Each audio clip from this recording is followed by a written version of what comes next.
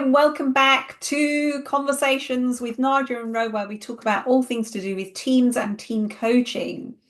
So today we're going to be talking about some data that we found recently, which was a BetterUp survey that when nearly 70% of employees aren't satisfied with the opportunities for connection at work. And this is causing a significant number of people in the workplace to feel distant, disconnected, and sadly depressed as well. Wow, 70%. That number is huge.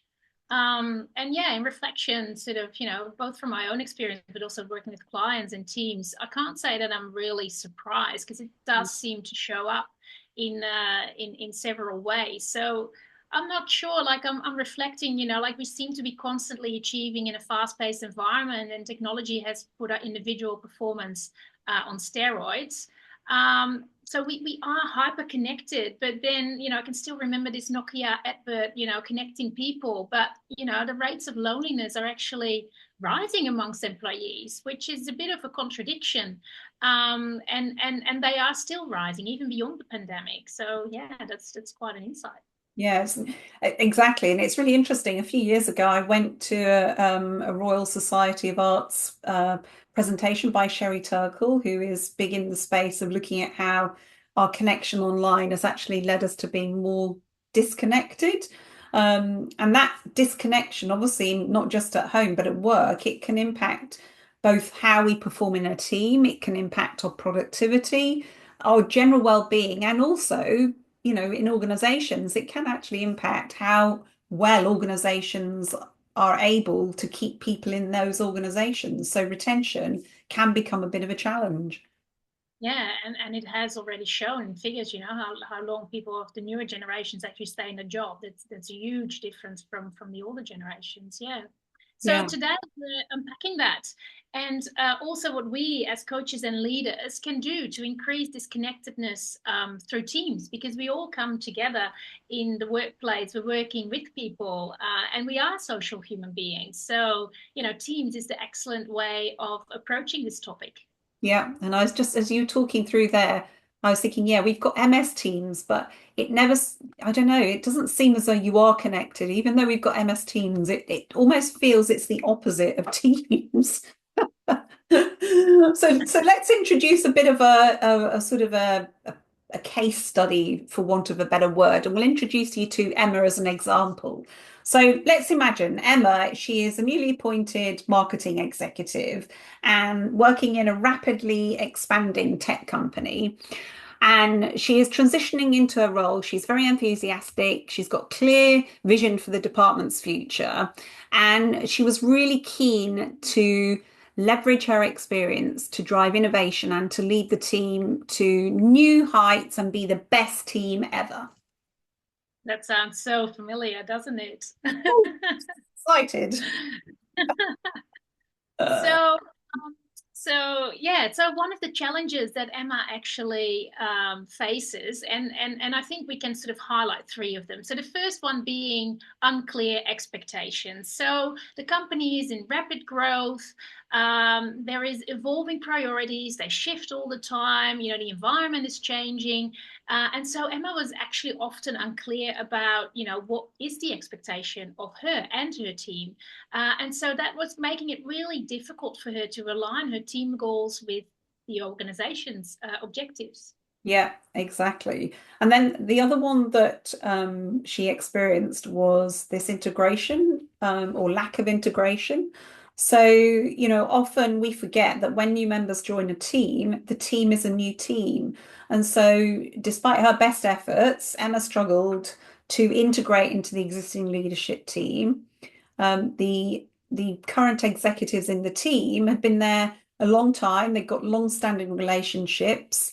They'd got their own ways of working. And, when Emma joined the team, she felt very much like the outsider joining the team. So she was looking from the outside, looking into the team and not actually being integrated. Yeah, and we see this in companies a lot, right? Where, a high flyer or someone really promising, the next morning star is sort of introduced. but actually with very limited support to build the community. And that's how we know, great skills thrive within a good community, within a good team. Whilst the company had different leadership programs, they were primarily designed for competence building among junior, senior managers, different layers of the organization. But Emma found herself, without a senior leader or other resources to turn to for guidance for her specifically and her team. Yeah. And so really she lacked sort of those connections to really start building a community around that. Yeah. And that made her feel really disconnected and even more so from her own team. Yeah, yeah. So just before we carry on, we should say that Emma is a sort of a changed name. So it's not, there isn't an Emma out there with these things. We're just using the name Emma. So yeah, so that sort of lack of clear expectations, the lack of integration with the leadership team, and also that, community building, there was very little of that. And I'm thinking back to my corporate career, I can totally identify with all of those things, to be honest. Yeah, yeah.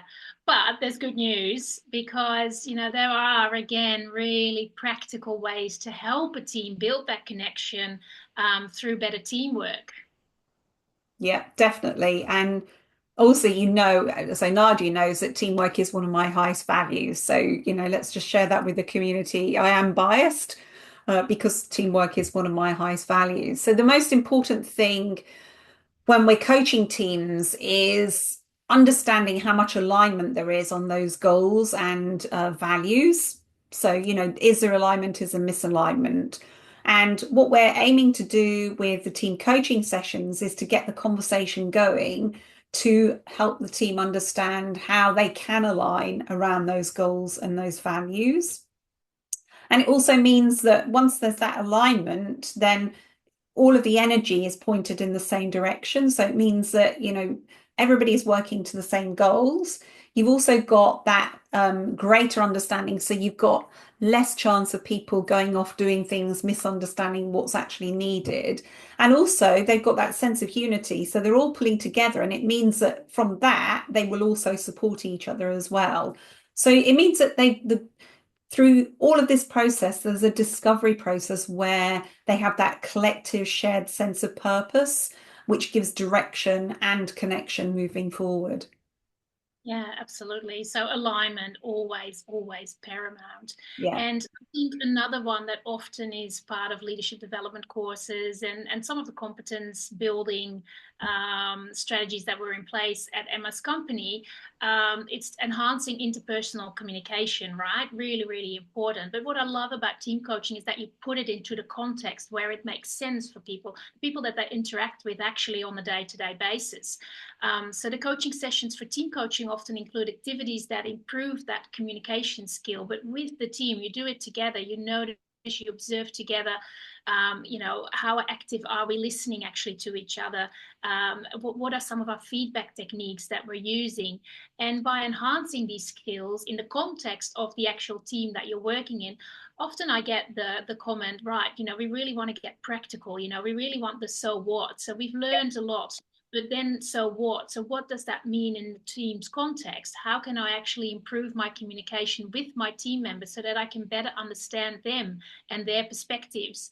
And then that leading to more effective collaboration and eventually reduced conflict. Yeah, definitely, definitely. That kind of building on that is sort of one of the core purposes of team coaching is to actually strengthen the team's cohesion. And you can only do that by practicing together. So, teamwork isn't an individual sport, it's a group sport, it's a collective sport, if you like, where you're actually working together and you're working on real life business issues, not some sort of hypothetical case study or whatever it might be. You're actually taking, what is it we're trying to do this week? We're trying to improve our customer retention. And these are the challenges that we've got. So you take those real life scenarios and you help the team work together. So it's things like, helping them understand and clarify what it is they're actually trying to achieve, helping them understand, as we talked in another video, we'll put the link below. It's about that reflection process. What's happening in the moment? What are we noticing? And also reflecting on the progress, bearing in mind where we've started, where are we now, and where do we want to go to? How are we doing? What are the processes that we're using that is helping us work together better than we could do apart? So it's highlighting and helping the learning for the team to create that real life practical, working together by doing it. We talk often about it's about human beings, not human doings. There is an element of doing, and by reflecting and understanding what's happening, you can be together in a space much better than you could before. So that's really what it's about. It's strengthening that team cohesion. I hope that made sense. I love how passion is palatable, Ro. Like I love when you talk about all those things and yeah, 100%. So by prioritizing community and teamwork, organizations can actually transform the workplace into spaces where employees feel valued and connected. So that's a real great message, right? Like that, I think inspires both of us every day. Yeah, absolutely.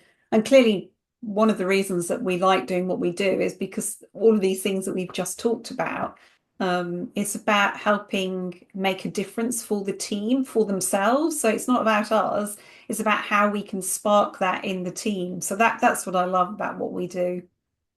Yeah, absolutely. So I hope this conversation has been really helpful for you.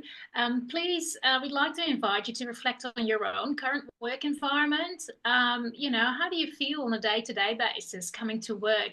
What do you feel when you get out of bed? And what steps can you actually take today to foster a stronger sense of connection in whatever you do in a day?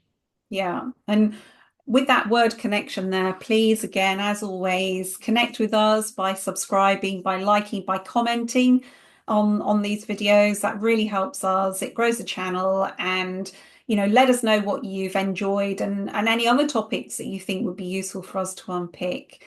As always, please remember to be human beings, not human doings, and we'll look forward to seeing you next time.